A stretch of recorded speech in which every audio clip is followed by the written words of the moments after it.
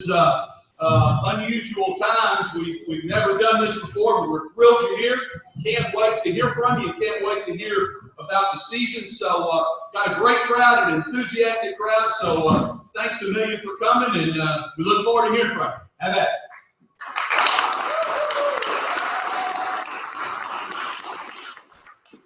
You know, I can see some of you out through there, and I'm going to advise you to make sure you put that mask on while you're sitting there. You're going to get caught up in contact tracing.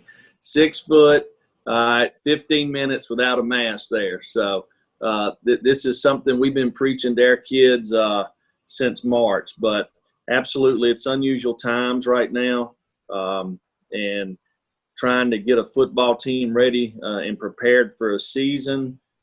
It's obviously, you know, we continue to learn things every single day, but our kids have been very positive, you know, very motivated, and have really kind of taken everything in stride and have worked really hard this off season to prepare for the season that's about to get started in a couple of weeks here. So, you know, we had several coaching changes on our staff, you know, really on starting at running back position. Getting Jay Graham back here, I think, has been really, really good. I worked with Jay at Florida State and obviously played against him when we were in college, and has been a good friend and a guy that does a great job mentoring our running backs, and he's also doing our special teams this year. So I'm proud to have Jay as a part of our staff. We've added Jimmy Brumball as our defensive line coach. Jimmy's a guy, again, that is about my age, that played at Auburn and understands our system, has worked under some folks that has been in our defensive system over the years, and a guy that is very knowledgeable and is doing a really nice job. Shelton Felton came to us from Akron, Ohio, and is a guy that I've known for quite some time, that played college ball at Troy State, was a high school coach in the state of Georgia at one time, and was originally on our staff in 2018 in a quality control position, but is doing a nice job also.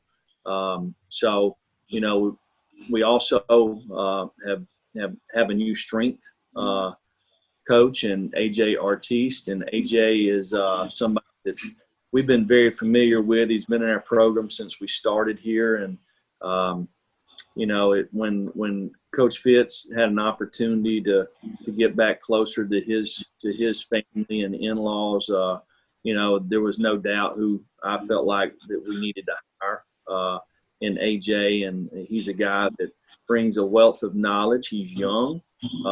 I like his spirit. You know, the players really respond to him well. We've had a really good off season, so we're excited about getting our season started. It truly has been circumstances unlike anybody has ever seen before. For instance, we practiced on Saturday night, and I was pumped up because we only had 34 players that didn't participate in practice. That's the least amount that we've had out probably in 2 weeks. So it's really kind of hindered the development of our football team, especially the younger players. You know, if anybody's ever been to our practice, you've seen that we always have 2 practices going at one time. So there's 44 players taking reps at one time. You work two groups on each field. That's 88 guys that are getting a lot of reps. They get the same amount of reps every day, which is what we believe in. That helps in player development, where you continue to grow and mature as a player, and you learn how to play. Having all of these guys out has really hindered that part of it, unfortunately. You know, so you know, for instance, there's guys like, you take a guy like Harrison Bailey that normally would have taken the same amount of reps every day as a quarterback. We've had 4 quarterbacks that would have taken the same amount of reps. Well, he missed the first 4 practices, and he couldn't help it. just was in the contact tracing. And, so we've had 14 practices now. He's got to participate in 10. He misses the first 4. And then by the time he gets into the practice mode, we don't have enough players to do 2 spots. So you're sitting there with 3 or 4 quarterbacks trying to get the reps that's really set aside for 2 guys. And that's just an example of how, to me, that when you talk about the development of your team, that has really hindered us to begin with. So we're probably we're still 2 weeks out from the game. We're going to have to take kind of our fall camp mode mindset into a couple of weeks into the season. We'll start prep on South Carolina on Thursday, but we need to.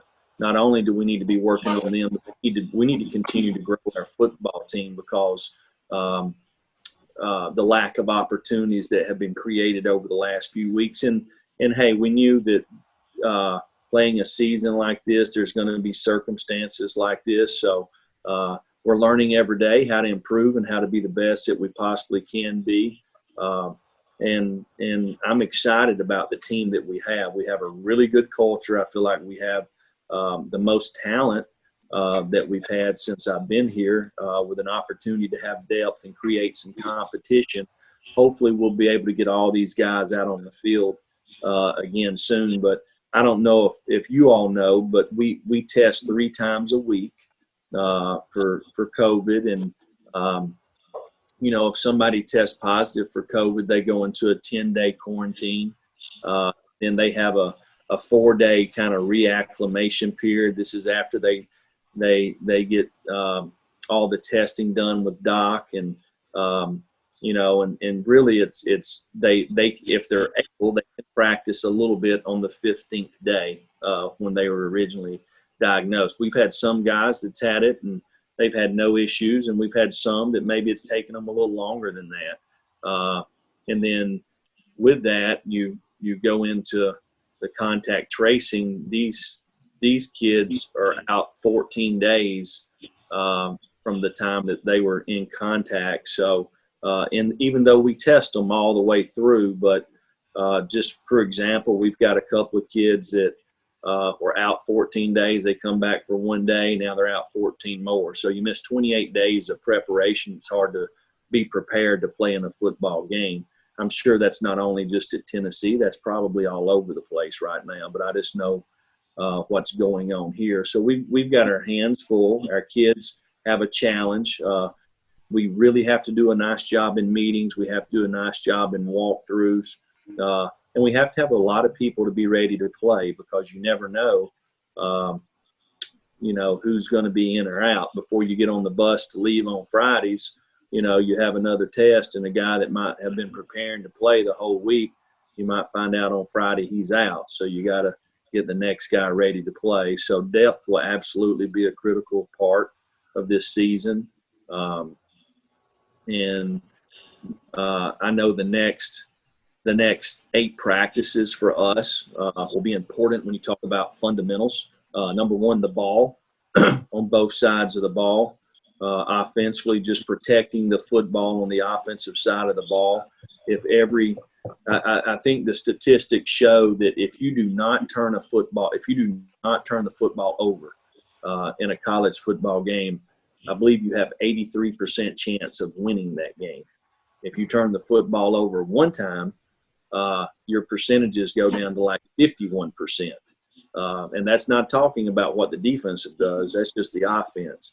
The other way, if you look at it on the defensive side, if you hit the ball, obviously your chances create. So we've really been preaching the ball on both sides of the ball. It's one of the first things that I'm concerned about when you have skill players that have missed numbers of practice and they hadn't had a chance to get bumped and banged around, because we didn't have spring ball, remember?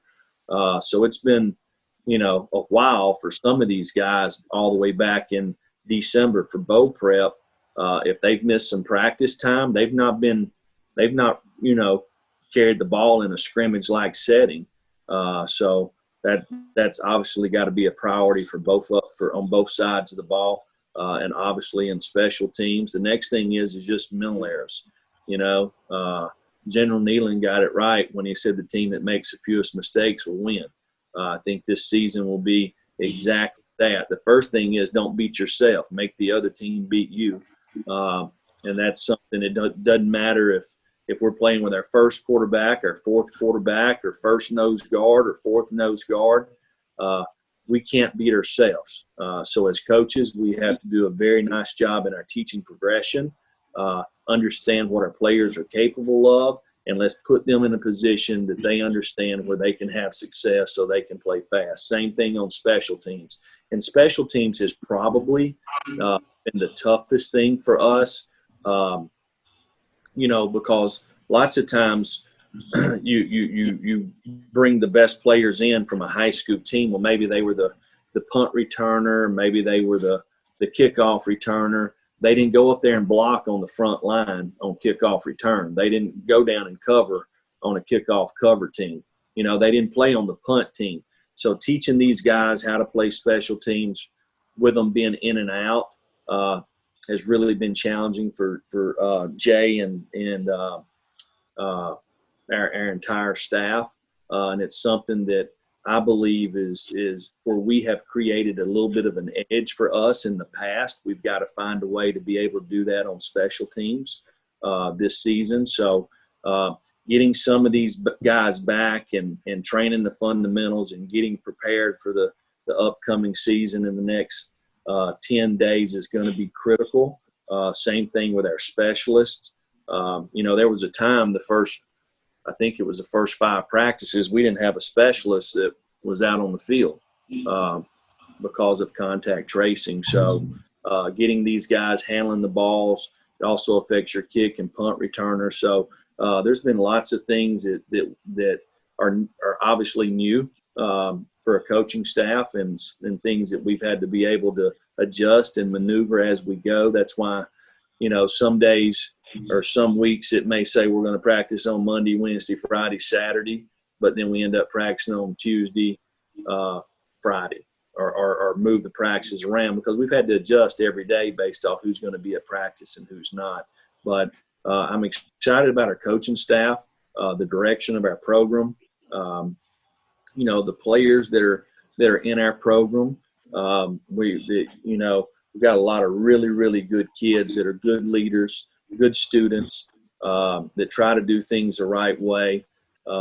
And I'm excited about the opportunity when we get them all back in there together. So I would love to answer any questions. Y'all are probably like me, for I guess 3 or 4 months there, it seemed like I had more conversations with my wife than we'd had in the previous 7 years. So y'all got any questions y'all want to ask me about football, go ahead.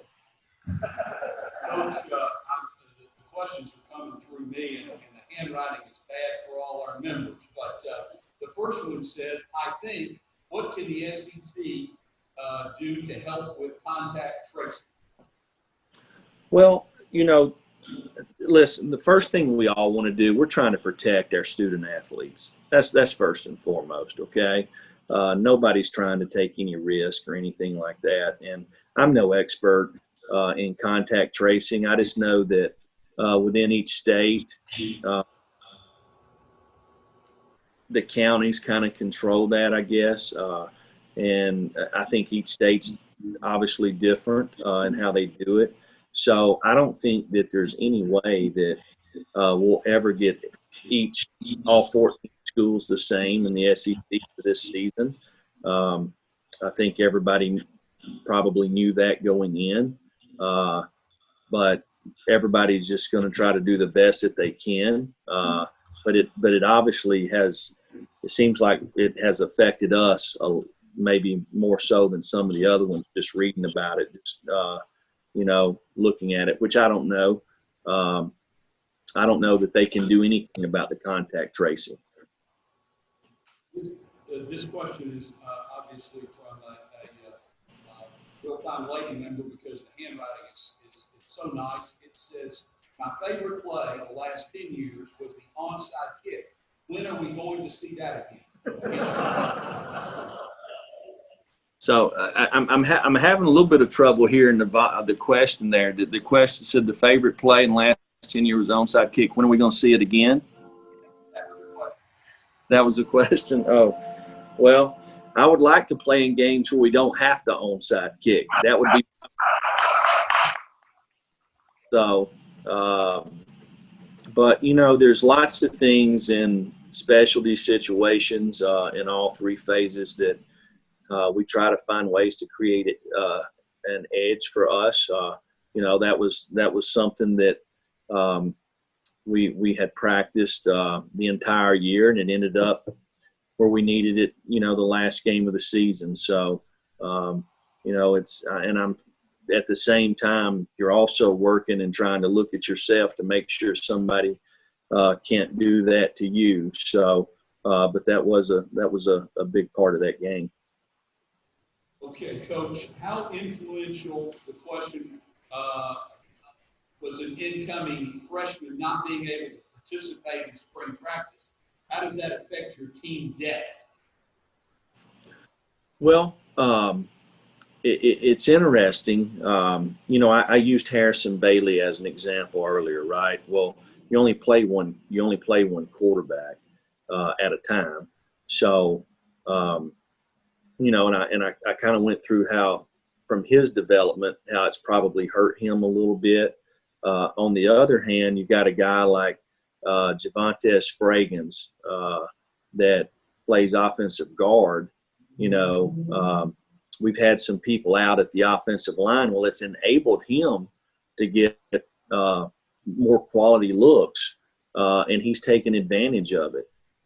So it's kind of different based off each position. But for him, it's really been a blessing, because he's had a chance to go against the, I guess the first or second defense here for, 6 or 7 practices, and he's really taken advantage of it. Coach, from the standpoint of recruiting, do you view the NCAA giving an additional year of eligibility as a negative, a positive, or a moot point? No, I really think this is a positive. When you talk about the mental health of the young people across our country right now, I can't imagine having my high school time cut short. I can't imagine interruption during my college years. Not being able to go to school for elementary kids. It's been tough on them, and I'm sure it's been tough on all of us too. But I think everything that we should do, whether we're coaching a youth organization, we're a high school coach, we're involved in college athletics, every decision that we make should be about what's the best thing for the people that we're representing, especially with what's going on right now. It's been my argument about, Cade Mays is eligibility, and not just him, anybody else right now. So we're my point is we're going to give everybody an extra year of eligibility, which I think is the right thing to do. Okay. Because we might play one game, we might play 12 games, who knows, right? Nobody can predict the future and what's going to happen.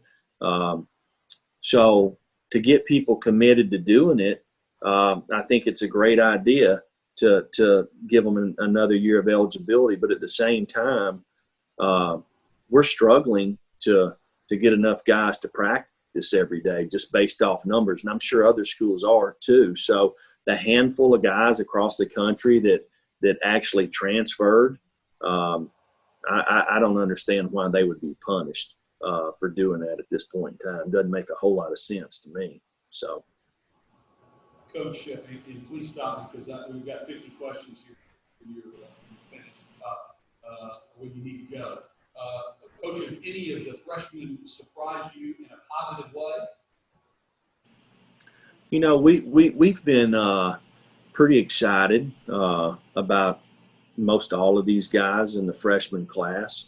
When the opportunities have presented themselves, they've competed hard. They've showed willingness to train, whether it's to a guy like James Robinson that come in here at 360 pounds on June the 8th, and then now he's 321 pounds. So that tells me a lot about how important football is to him. A guy like R.J. Perry, who came here to be a defensive lineman, but after 4 practices, he wants to move to the offensive line because he feels like that's the best place for him to have a future down the road. So just all of these guys I've been really pleased with. And one thing that, I always believe that you have to do is you can't create unrealistic expectations for incoming freshmen. These guys are freshmen. I think all of us that played sports, don't matter what the sport is, we were better, our senior year than we were our freshman year. All of us were. So the same will happen with these guys. They'll improve every week. We're gonna need a lot of them to create depth and a lot of them to create plays for us. But that's why they came here. They came to play football. They wanted to be on the biggest stage, and they're going to have an opportunity to do that. And we'll have to recruit 25 more guys next year, all right, that want an opportunity to do the same thing. We're going to play the best players. We're going to play as many players that we feel like give us an opportunity to have success. And I would hope that it's 85 each week, so we'll continue to find the best guys that fit our system. One more. Coach, can you take one more? Sure. We're off today.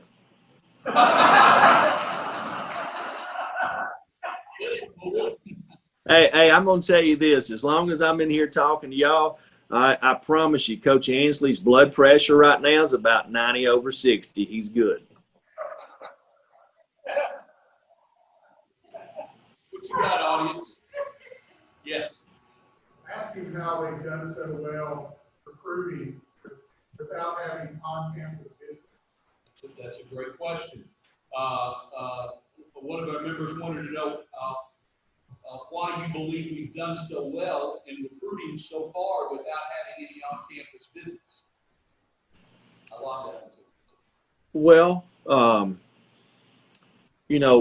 probably I would go back and say that, watching the news back during January, February to see what was going on really in China, you had to know that this was coming to the United States, and based off looking at that really early, we kind of implemented a plan to, okay, when this gets here and we have to go into quarantine, what's the plan? So I feel like our recruiting department done a really nice job putting a plan together, and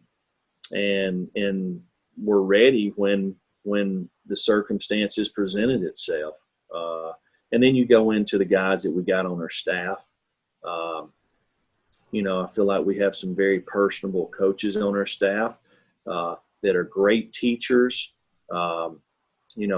really good coaches. If you look at the history of our staff, the success that they've had at the other places that they've been, and then you look at the players on our team.